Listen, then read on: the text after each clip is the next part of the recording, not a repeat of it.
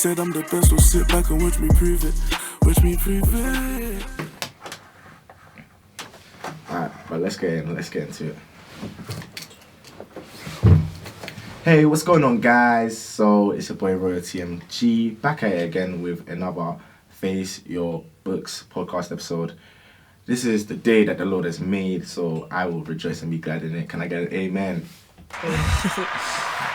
Now say amen, Amen. Talk to them. Alright, guys, so today I got a very special guest again. This is one of my good friends. So give a large, big Face Your Books welcome to Esther.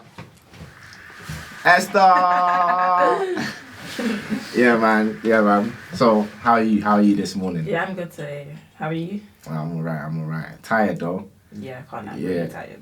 Yeah, last night Esther was helping me fry puff puff. Like we fried enough puff puff for a Nigerian wedding, to be honest. Like we had puff puff for days. And you know what's crazy about it is that there's actually nothing left basically now. As in everyone just munched on it and it's all gone. Yeah, it was almost like an impromptu party, like the way the flat was just full. But I mean it tastes good, so small wins. Yeah, so like obviously whenever I need help like in the kitchen, Esther's my go-to plug here in Sheffield because she's she's on job when it comes to the cooking thing.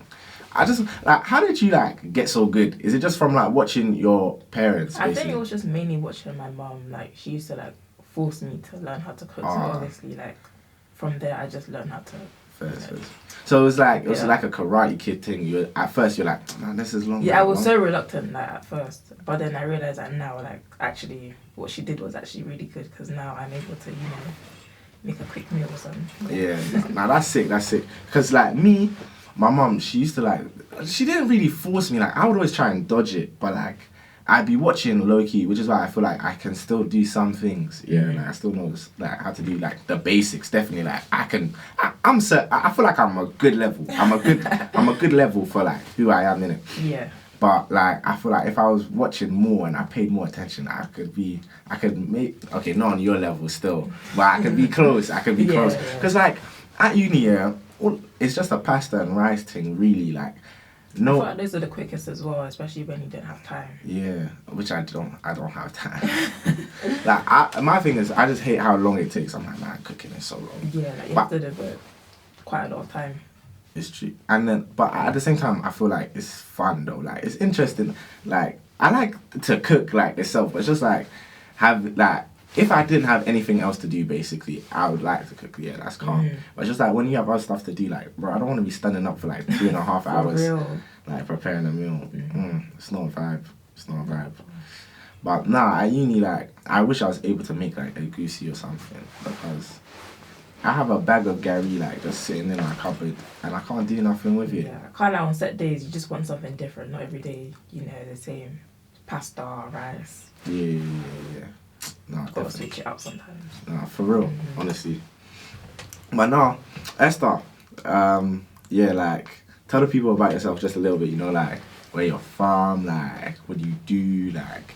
Well, I'm from London, and like, ethnicity-wise, I'm Nigerian, and I currently study economics with...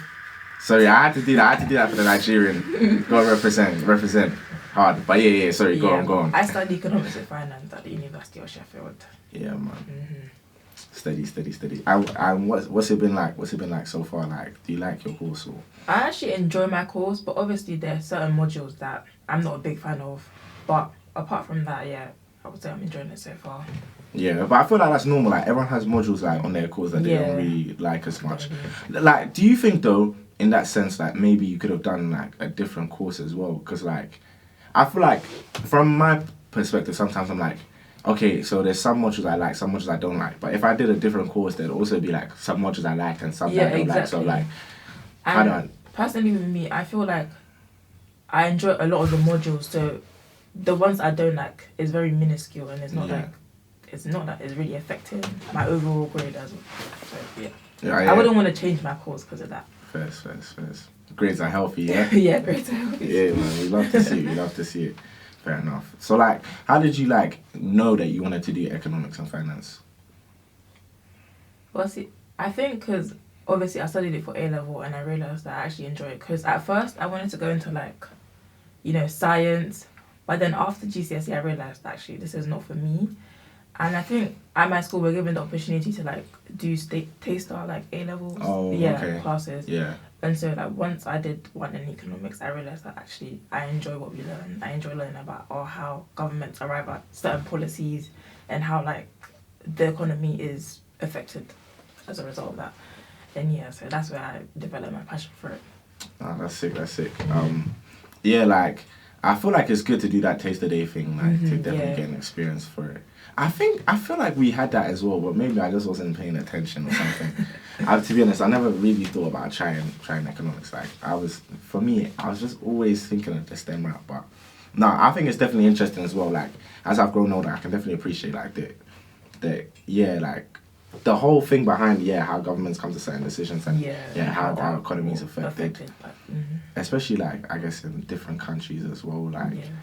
And all these rates, like basically, especially like during COVID, like seeing how they had a lot of these out to help out scheme, and its influence on the economy, ensuring that people didn't lose their jobs, things like that. Yeah, and that's like for the economy in the UK, but something that's passionate on my mind. It's like I'm even thinking about like the economy in Africa and like I guess how like economies in different places kind of like impact others. Also, like spillover effects of certain decisions that are made. Yeah.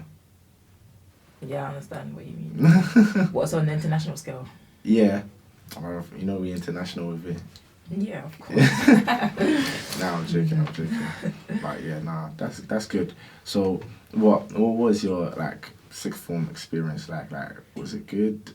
Bad? It was good, but like most of it was online because of COVID. So, yeah, naturally. And obviously because I left my the school I attended during like GCSEs to a different like sixth form. Oh yeah. And so like trying to make new friends, and then COVID as well was like really difficult because like obviously most of the people that were there were already there from like year 7. Yeah. And so trying to fit in with already established friendship group was kind of weird, like. And so I was mainly like friends with people that were new as well. Fair enough. No, to be honest, that's actually true, and I feel like that's something that maybe like back then like no one really realized as much. From my point of view, I was one of the people that was like in the school from like year 7, year 8, basically up until like year 13. But like I did see like new people come to the school, and it was kind of like sometimes that they didn't necessarily feel like fully integrated in like what we were doing like up until that point. Yeah, and I feel like and something else that was bad at my like sixth form was that they referred to us as externals. Oh yeah. External like, students, yeah.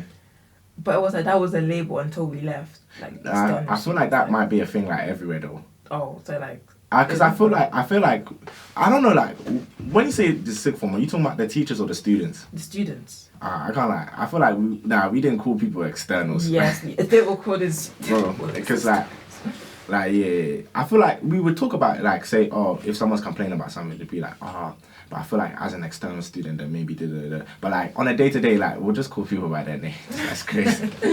Yeah. Yeah, man. Nah, that's crazy.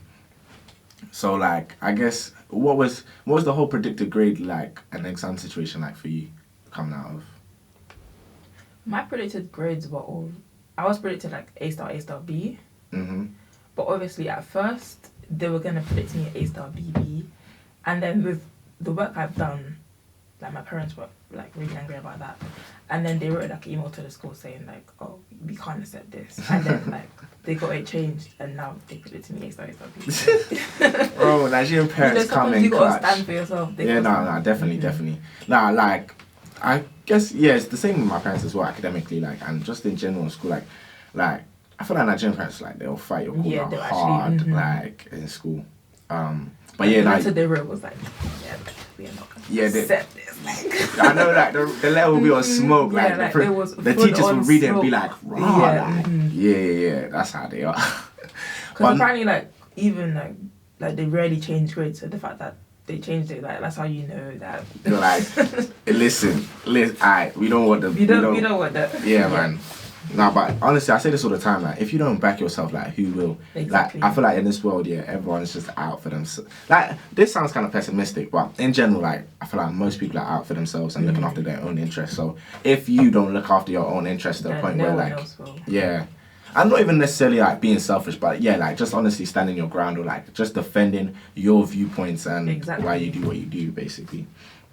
No, yeah. So, nah, Nigerian parents, man. Yeah.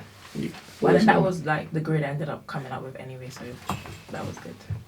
Yeah. So like, what did you guys have mini assessments? Yeah, we had mini exams at the end, and we were kind of like given like support, Support how? as in like. Did you have the learning materials? Like, Yeah, we had to learn. who were your exam boards like? For economics we had OCR, and then maths and history were at Excel. Oh, fair. Yeah. Yeah, because what I did, my maths was OCR. In fact, my maths, my biology, my chemistry was OCR, and then it was just my French that was AQA. Oh. But yeah, for all the OCR ones, yeah, we had like the learning material stuff that Yeah, they dropped they before. gave us a lot of them, which was online. But they didn't give us all the same questions in our exam. Like only a couple of them weren't necessarily the same. Yeah, with maths, I don't think like they really used the online resources.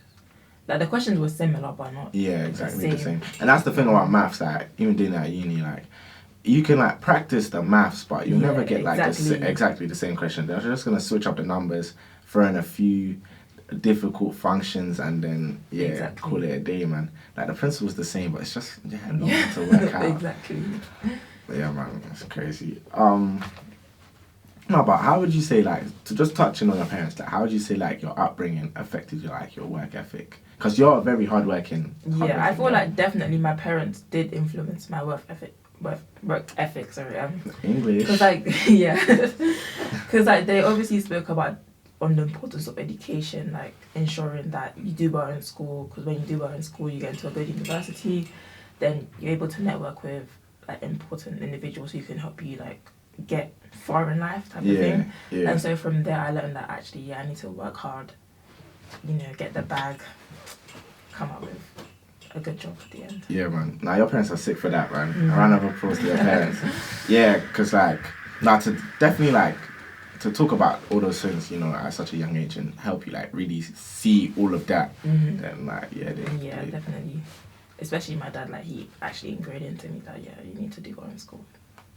But like so like growing up, like in terms of like before GCSEs, like younger, like what kind of things like were you doing like growing up?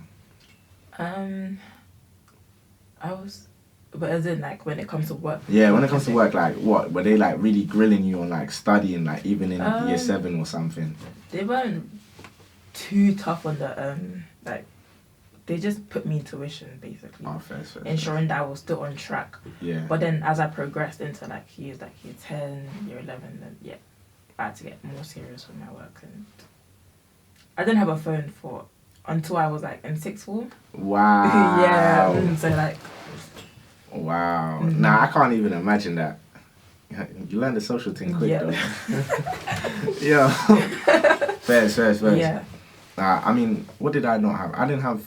To be fair, I had a phone, but I wasn't allowed social media until like year 8. But I guess that's not the same thing. Like, you were. I was in the trenches. Yeah, you were in the trenches. To be fair, but I had an iPad though.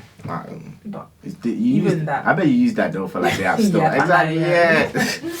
But obviously, it was still weird. Like when I was going out with my friends, like type of thing. Yeah, because surely that makes it harder for them to contact you as well. So you just have to be inside. I mean, I had a phone, but it was like a brick phone, so technically not really a phone like that. Yeah. I know what you mean. What, the flip ones? Yeah, like. Oh wait, just straight brick. You didn't even have a flip. Alright, that's crazy. Yeah. Alright, let me. Not the flip ones. Yeah, because I remember when I had my Samsung Flip, I was gassed. Like, I was flipping it. But the only thing was, I love music, innit? But you can only download like 3 songs at a time.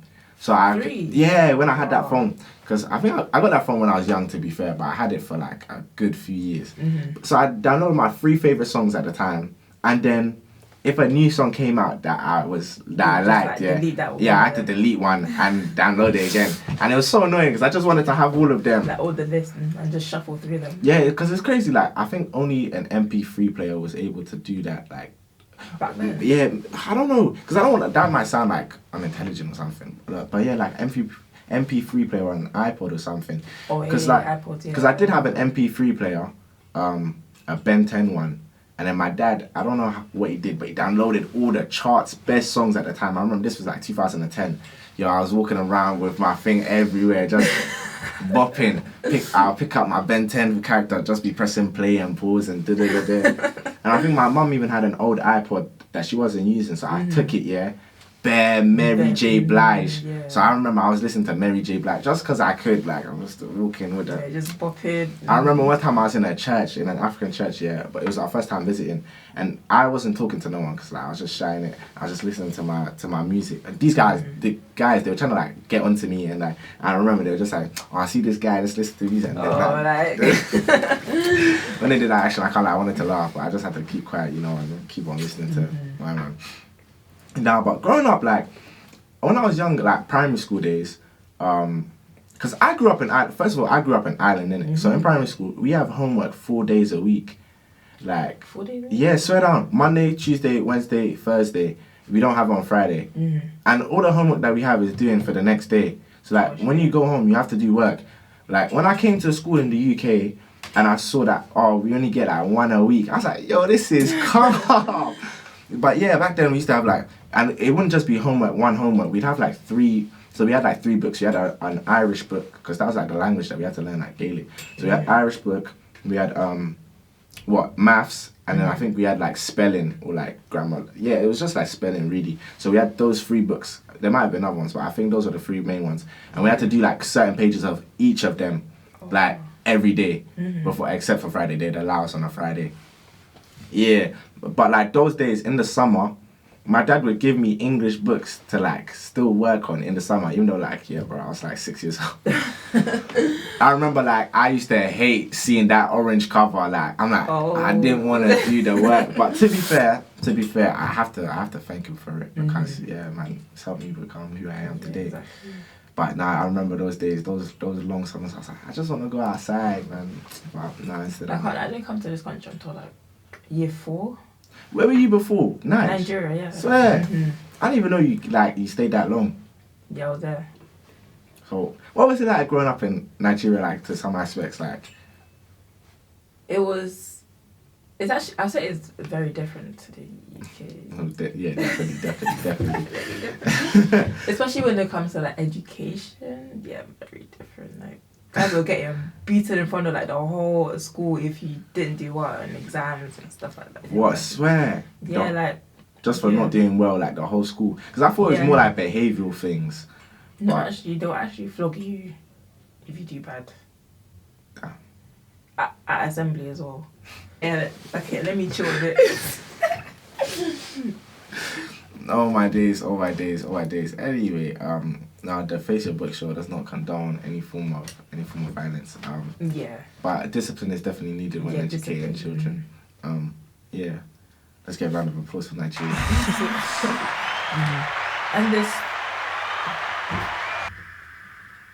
And I say when it comes to like friendship, I say there was a lot of fights. Like people would just be fighting after school for no reason. Like they'll just square up to you and just beef you. Like group of guys would just come. Yeah, just. And this is like before year 4. Yes. I can't like Nigeria. So when I deep it, it's actually crazy. Like how are these little kids fighting each other like over dumb shit? Yeah, I don't know, man. I don't know. It's probably something deeper. Like if we're really having that discussion. But me, I was like they came to me on smoke for nothing. No, but I'm just saying like as in the kids there, like in general, like if we're talking about why they're fighting, yes, it's probably something deeper, to be honest. Yeah, like there's probably like some deeper intrinsic reason or something within them, but man, only God knows. Only God knows, to be honest. Yeah, man, that's crazy. So when I came, it was actually very different. And like, I guess what are you preferring life now? To be fair though, I guess you never know what secondary school could have been like. But in terms of primary school, like, well, I guess you probably preferred Yeah, I prefer the Yeah. UK. Yeah. Soft life. But even then, trying to fit in, because obviously I had the accent and like yeah. So what? Were and you people definitely used to like laugh. and like they'll be like, oh, do your accent, like. Man, all the Sarahs and the Katie's, bro. They're not used to hearing exotic. Yeah, like exotic babe, for sure. So in terms of I guess switching it back to education again, like coming into sixth form, well, like around sixth form, but coming into uni, like how would you say you prepared yourself for like careers and like any life after uni basically? Okay, when it came to my career, I'd say definitely my dad was like, oh, like now that you're moving to the next stage of your life, you need to start thinking about what you're gonna do after uni. And then given that I was interested in economics already, I was like, oh, like this fits well with the banking industry. So I started to like do research on like how can I break into the industry. And so then I started seeing things like spring weeks and like internships. I tried to apply for internships, but then it was like, oh, it's mainly for second years, and that spring weeks would be better suited for you because you're still in first year, and like it's more of like an introductory like into banking.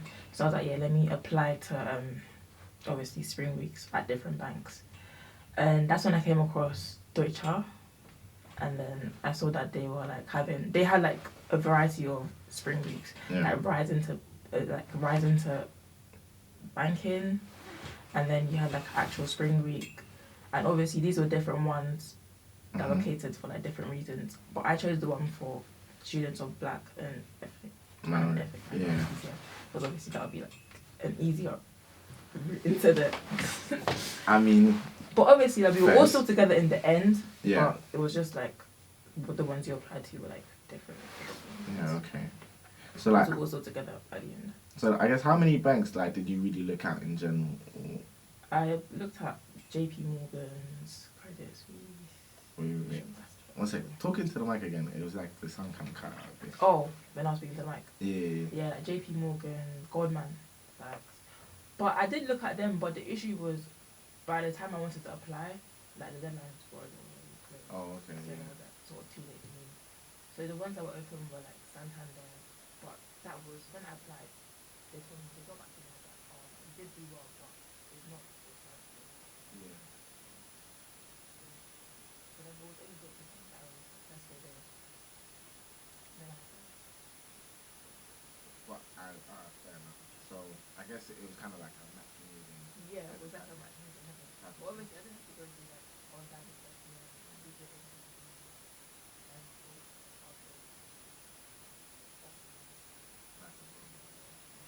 How did you just go into them like raw, or like did you prepare before? I think we were given like 14 days. Okay. And so obviously, I didn't want to do it straight away because like, obviously I wanted to like give it my best. Yeah. Sure. So I looked at like online practice, like situational judgment test, and online aptitude test practice. And so I started practice for like a week, and then after a week, I completed online assessment, and then they were like, "Oh, congrats, you made it to the next stage." Jeez. And they were like, "Oh, complete a video interview online," and then obviously I prepared for that one as well. Yeah. And then answer the questions. Then they were like, "Thank you for completing," and then I had to wait. I think I waited like about a month for them to get back, because obviously that time was like during the Christmas period, and I think they're probably off as well.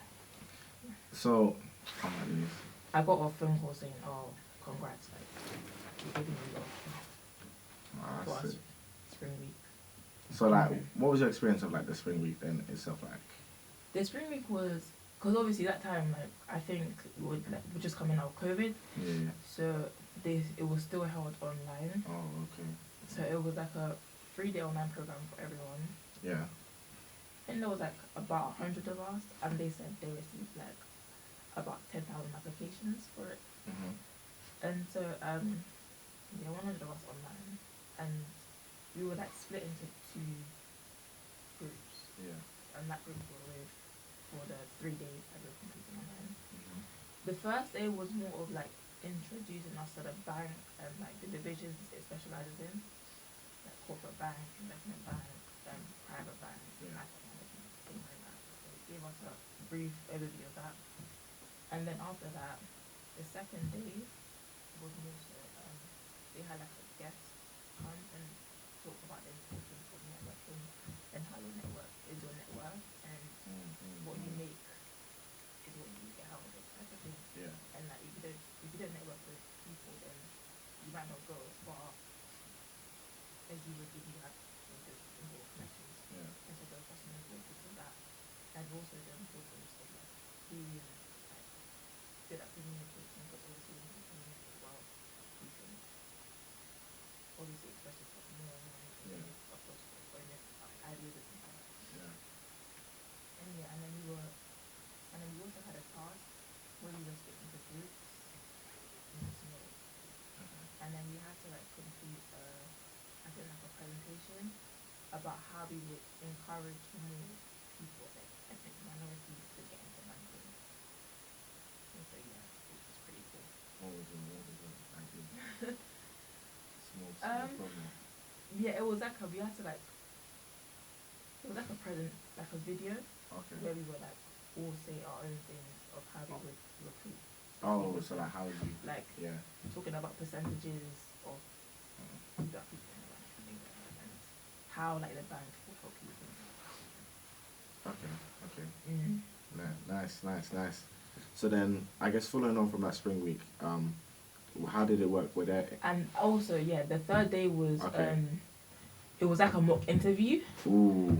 And when I did my mock interview, I realized that I wasn't actually really good at like Interviews, yeah. answering the questions, because they were like asking me questions about the division I wanted to go to, because obviously we told them in advance like what Yeah. divisions we were like interested in, and so the questions were tailored around that. Okay. And so when she started asking me questions about like specifics about that division, I realized that I wasn't really knowledgeable on it. So after the mock interview, she was like, yeah, I can see that you don't really have much understanding of like, she was Nigerian, so like it made it, so like it was like you know, once you like so she gave me like advice like on how to improve. She was like, do your research, look on the Deutsche Bank website, it has all our products and services that we offer to clients, and there like you can like, you know, grow your understanding of what the bank does to like support its clients that I had. So through that I was like, yeah, I need to make sure I learn about corporate banking, what it means, what you would do in the role, and also what sort of services and products we provide to the clients who come like for help from the bank. Is she gone, man? Yeah, so I really would like to thank her, because she actually really saved my life. And also one thing I'd say that was really good about the bank was they gave us a buddy. Yeah. And like they helped us for like the next stage of progressing into the bank. And like the buddy was someone that we can ask questions, because they were already in a bank, like they had already done what we had done, so obviously they could help us prepare as well. So yeah, I had a buddy, he was also in the division I wanted to go into, so like I could ask him questions on how to prepare best and what sort of things I needed to know. And yeah, we were given an email on how to communicate, so I had a phone call with him, so that I was able to ask him questions on, how can I best prepare for this interview, and how can I make sure that I get an offer type of thing. Yeah. And yeah, he gave me all the advice I needed, and I was really grateful to him as well. So nah, it's good, like, because it sounds like you just found a lane, and like you made the best use of all the resources basically at your disposal. Because like coming off, like, I guess that Insight Week, what did they open up positions for internships, and then? Yeah, they basically like fast. So yeah, you were just talking about Deutsche, and then are you got it? Yeah. And then now that you got the offer, you like even work for them, like? Oh yeah, currently now they're campus ambassadors, so recruiting students and making them aware of opportunities that are available at the bank as well. Nice. Yeah, increasing awareness of the bank. Nice. That's sick as well, because it's sick that you basically got a job in the future, and then they gave you another job, like basically now. and yeah, like you're just flying. You're just flying. Nah, I think that's so sick. That's so inspirational, and that's one of the reasons why I wanted to get you on the pod. Because I just feel like you should share your story, and I know that there's gonna be someone out there. He's probably watching this. Maybe he's thinking of going into banking. Yeah, definitely. And I feel like your story could definitely like inspire them, and just make them think like, I can do this, really and give them steps. Basically. I even tried it a bit, like, and you're giving me help on that. I'll be real, it's actually tough. Actually tough, guys. Like that whole industry. I feel like it's tough because it's tough when you don't do necessarily too much research. I feel like it's one of those things definitely. like you just gotta be clued up on what you do. Like I feel like one thing I've realized is there's no shortcuts in life. Like I used to feel like I'm that guy. Like I can like just maneuver my way around stuff. Like I can find the shortcuts. Like Josh Carter from 4 O'Clock Club, and how the guy used to he was just doing stuff. Like he would just find his way around. I thought I'm that guy, but real life doesn't work like that, people. Like. If you have to put in the work, like otherwise, it's not gonna bang like that. Obviously, work smart as well, but you still have to work one way or another. Exactly. You can't completely cheat the system. No, but what you're saying about network is so good, because I feel like your network is your net worth. Definitely. So like that was one of the reasons that spurred me. Like this Monday, I went to Loughborough for a networking and careers event in It was in building services engineering because that's kind of the sector that I'm most interested in now. So I went there in the morning.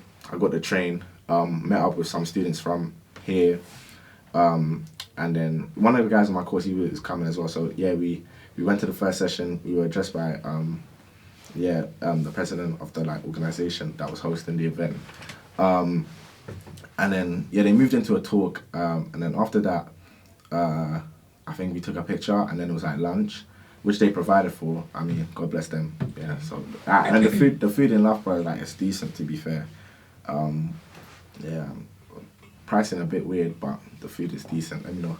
I don't want to see. I hope it doesn't seem like I'm not slandering anyone. The pricing was a bit, but no, it was good vibes. Yeah, free lunch, and then after that was networking. So we were just walking around different career stores, just talking to the people that work for them, finding out more about what their company did, whether they offer internships and stuff like that. I was speaking to one guy, me and my course mate, we were speaking to one guy, it was DJ, he was on last week actually. So we were speaking to this guy and we were asking, what's internships like? And he was saying that he needs to ask the university, basically, to promote internships. Which I didn't know was a thing. I feel like these companies, they all have some they maybe have contractual obligations or links, basically, you have to stay within your network type thing. Because he was we can apply, but then apparently he still has to ask the university if it's calm to hire us. I didn't know that was a thing. But at least that's what he was saying anyway. He was saying it's just easier for him to hire guys from Loughborough because they already have that connection, that communication. So I was fair play. I didn't really know that's how the game worked, but I feel like with Deutsche Bank as well, they do have their target unis, because I remember they go to the schools like LSE, UCL, Imperial. Is Sheffield on the list? I don't think so. So you even made it against the odds? Yeah. Hard. Yeah, but it's just really interesting that they got target unis. I didn't know I just thought anyone can apply from anywhere and it's cool. But they really plant themselves in certain places, and I guess it's how universities really work anyway. Obviously these companies fund some of these buildings and things like that, and but I did find that interesting. But then after that, I missed they had 2 talks on net zero climate change or something like that, and something else, and I actually really wanted to go to those talks. But do you know what ICE is? The International Cultural Evening. No.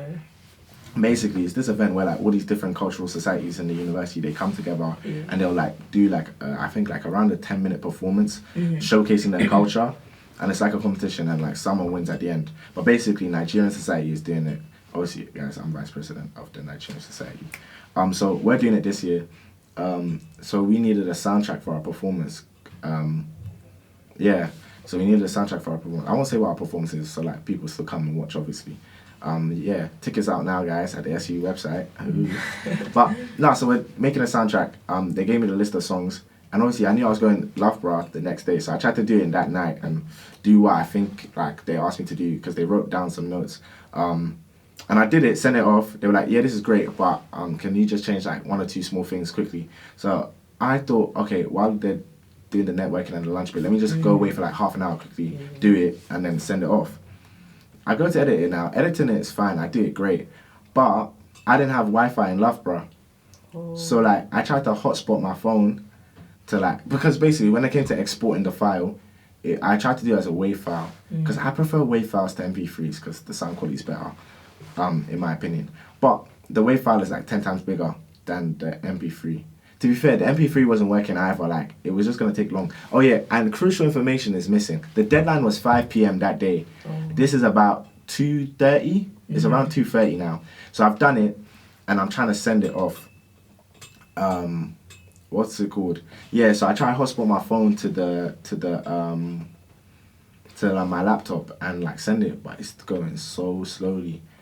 I tried to ask Loughborough Uni people for like their login. They weren't trying to give it. So I was like, what am I gonna do? And I just had to wait basically until it's sent off. And in the end, I basically missed the rest of the afternoon session. So then I was just like, I actually could have just stayed at home. Like, and first of all, I would have done this quicker because I would have had Wi-Fi. And then second of all, like, I wouldn't have to like get back. Luckily, obviously TJ, like, we drove back, so that was calm. But yeah, it was just annoying that like I missed it. To be fair, in the end.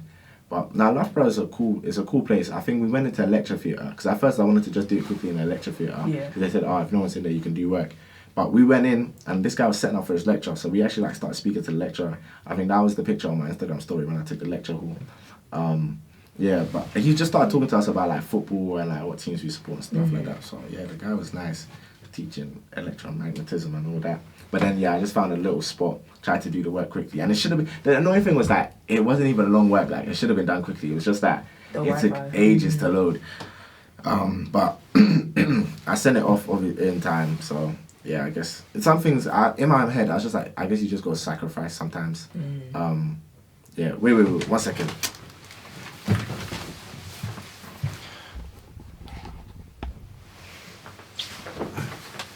Because I realised, I should have done that before. So, like, I know whether it's still basically on.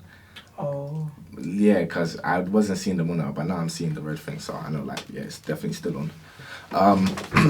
But, nah, I guess, yeah, all in all, the thing was cool. While I was waiting for the thing to load, one of my friends that goes to Loughborough, he studies aerospace, he came through. He does music as well. So, yeah, like, we were just chopping it up. And talking, he was showing me some of his new songs. I showed him the podcast, obviously. And yeah, just talking, and I love seeing my friends anyway, like from ends. Anytime I can, so yeah. I guess all in all, like, it was a decent experience, to be fair. But one thing I do want to ask is, because this is what they talked about at the talk, they were asking talking about diversity and inclusion.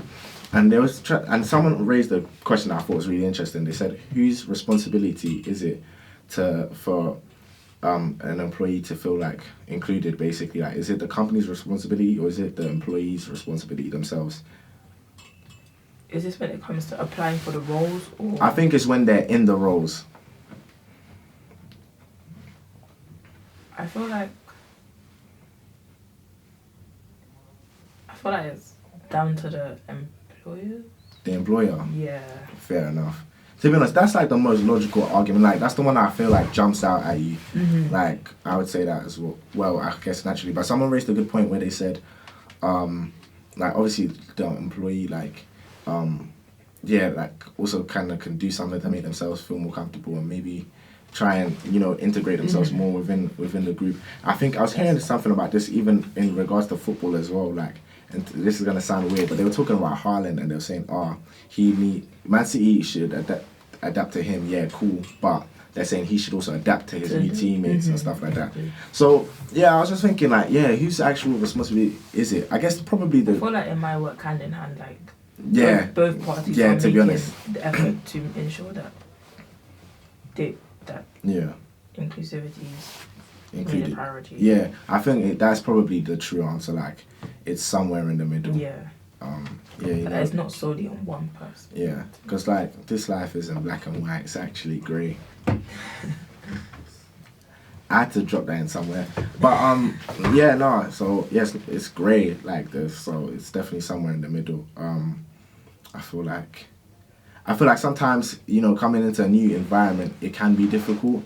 It can be difficult for a lot of people. I think like naturally, you know, our human tendencies, because I feel like, yeah, we are human, but then we also do have, I guess, I don't want to say animal instincts, because I feel like animals almost sounds derogatory, but in terms of like just the way we naturally behave and to try and defend ourselves, maybe from embarrassment and all these social situations, because you know a lot of people do have like social anxiety and stuff like that, and you know, just trying to feel comfortable in a new environment. So I feel like coming into a new place, that definitely does exist, which is where it probably might fall onto the organization. But I think once they've done that bit, it also then probably does fall on the individual as well.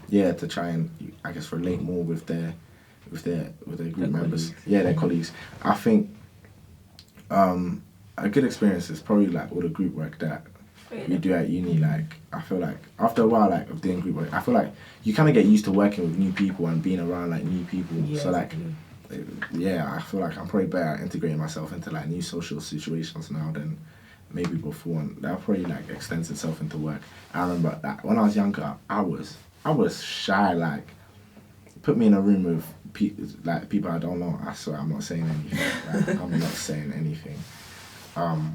But yeah, now it's definitely better. It's definitely better for sure. In terms of what's it called? Something else I was seeing on social media. I saw something. I think it was Instagram or TikTok. I can't remember which one. Someone was saying like, and I'd seen this a couple of days before as well. Someone was saying, "Oh, like, you're not from that country if you weren't born there," type thing. Like, "Oh, it's just your heritage, but you're not actually from there yourself." Obviously, I was born in Nigeria, so bro, I don't know who they're talking to. You know? You were born there as well. But like, what's your thoughts on that? Like, these whole diaspora wars, as they call them, like.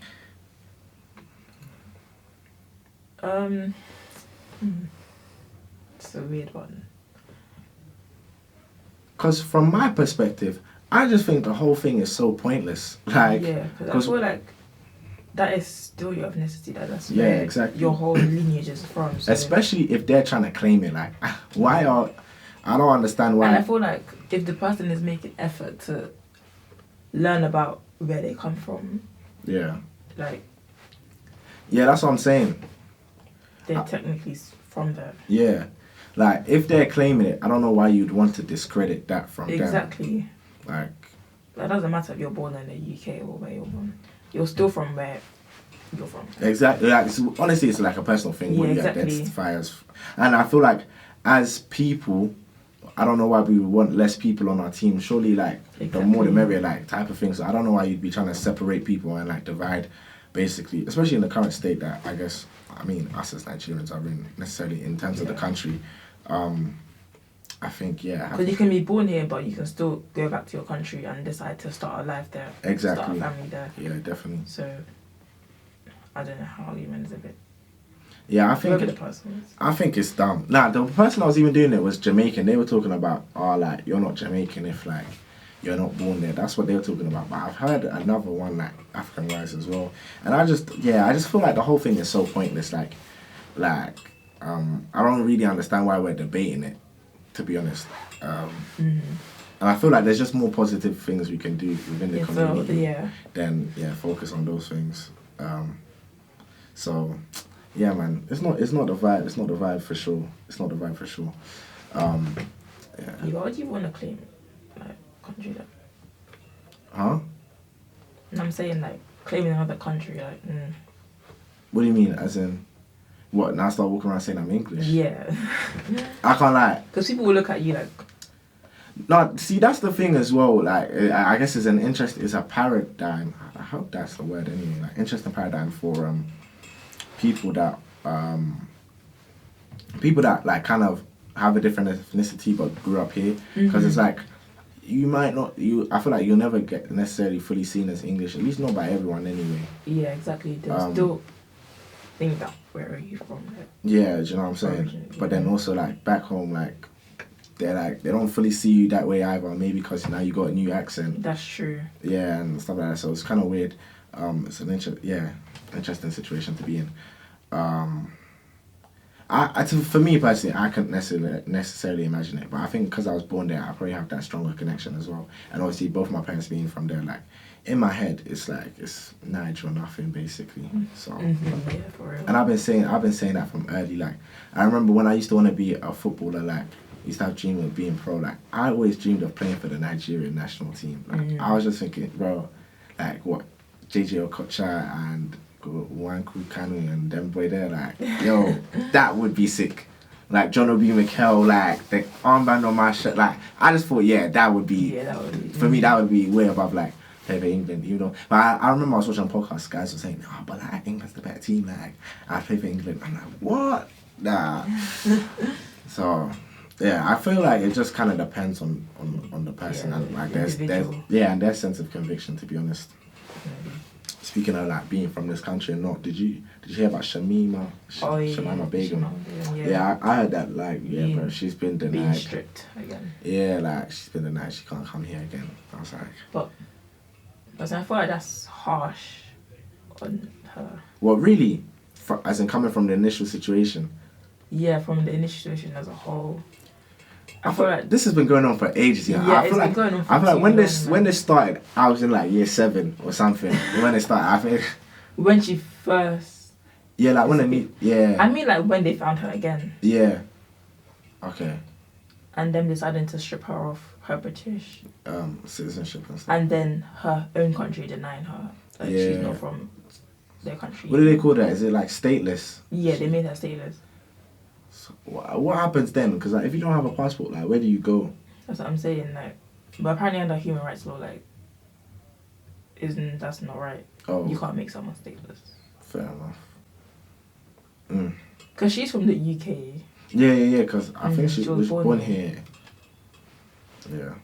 Oh, that's crazy. That's crazy. But do you think they should let her back? I don't know. It's kind of I feel like it's just a really weird situation. I feel like the situation is very techy. Yeah, because like if I'm them, I'm not necessarily jumping to like let her back, but at the same time, I guess I do feel so bad as well. Like, it's just it's an awkward one. Like remote, but it also depends if she has a sense of regret of what she did.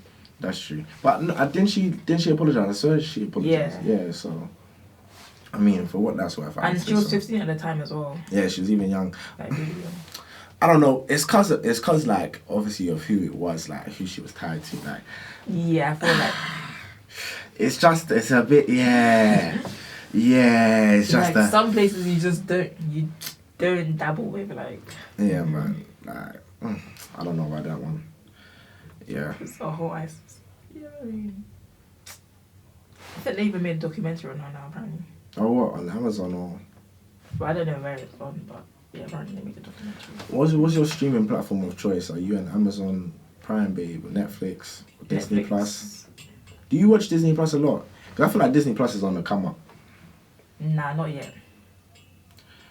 I mean, I watch it sometimes, but I'm not fully a fan of all of the superhero content. Like I mean, I like some of it to be honest, but like I don't care about it so much to the point like that's the only thing I want to be watching. Exactly. To be fair, I'm a DC guy anyway, and they ain't got DC on there. It's just Marvel. But I'm there for the X-Men though. Like any X-Men content they go on Disney Plus, I'm watching. I love the X-Men, man.